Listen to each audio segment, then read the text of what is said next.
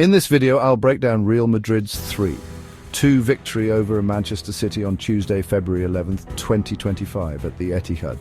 This was unquestionably one of the best performances by both sides of the game. Here's an in-depth analysis of the match, focusing on pressing strategies, defensive organization, individual performances, and critical incidents, including Ederson's late-game errors. We will also be discussing if the penalty given by Dani Ceballos was actually a fair penalty and if it was the ref's fault. If you're new here, hit the like and subscribe button. Real Madrid adopted a flexible 4-2-3-1 formation, with Jude Bellingham operating as a central attacking midfielder. In possession, the team often transitioned into a 4-4-2 shape, with Bellingham joining the forward line to apply pressure on City's build-up play. This approach aimed to disrupt City's rhythm and force errors in their defensive third. Defensively, Madrid maintained a disciplined mid-block, focusing on compactness and reducing spaces between the lines.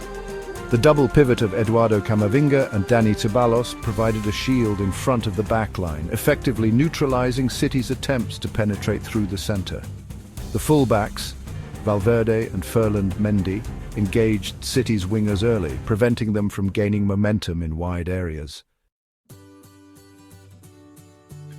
The controversial penalty awarded to Manchester City occurred when Dani Ceballos fouled Phil Foden near the edge of the box. Though Foden's toe was on the penalty area line, replays showed the actual foul contact happened outside. According to the rules, a foul outside the box should result in a free kick, not a penalty. This contrasts with the goal line rule, where the entire ball must cross the line to count. The decision favoured City incorrectly, as the foul location, not the player's foot position, determines whether it's a penalty. Federico Valverde once again demonstrated his invaluable versatility by slotting into the right-back position, a role necessitated by injuries within the squad.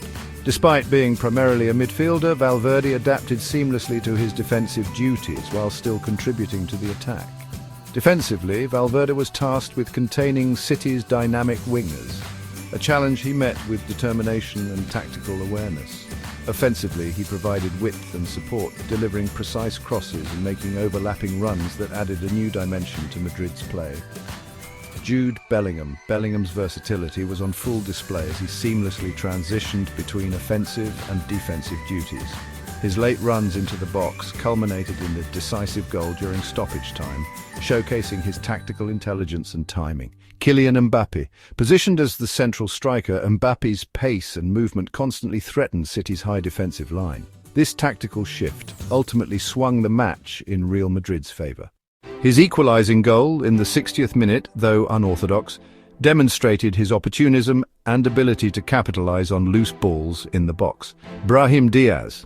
Introduced as a substitute, Diaz made an immediate impact by exploiting spaces on the flanks. His goal in the 86th minute was a result of his quick reaction to a rebound, highlighting his sharpness and readiness to seize opportunities. Raúl Asensio.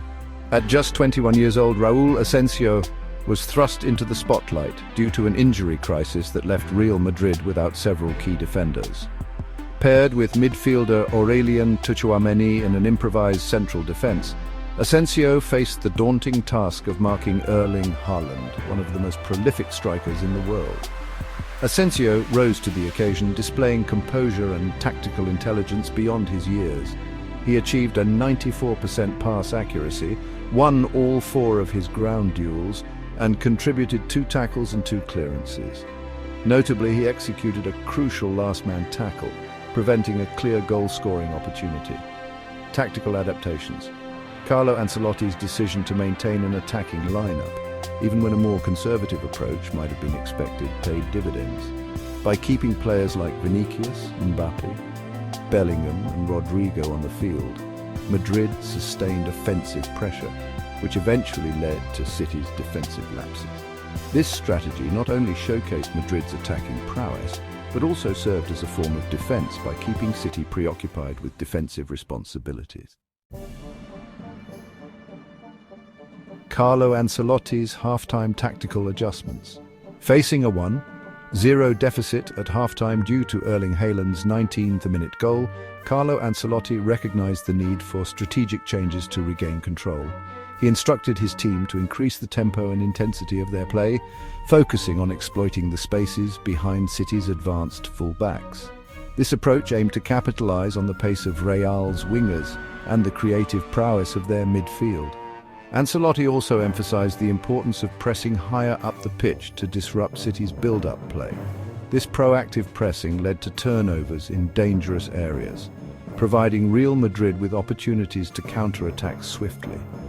Erling Haaland was a constant threat to Real Madrid's defense, showcasing his clinical finishing and physical presence.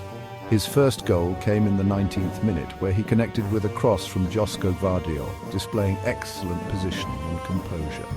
Haaland's second goal was a penalty in the 80th minute, awarded after Dani Ceballos fouled Phil Foden in the box. Haaland confidently converted the spot kick, momentarily restoring City's lead. Throughout the match, his movement and ability to hold up play were pivotal in creating space and opportunities for his teammates. Real Madrid's victory was a testament to their tactical discipline, effective pressing, and the impactful performances of key players. The team's ability to exploit critical moments, combined with Manchester City's defensive errors, particularly from Ederson, underscored the fine margins that often decide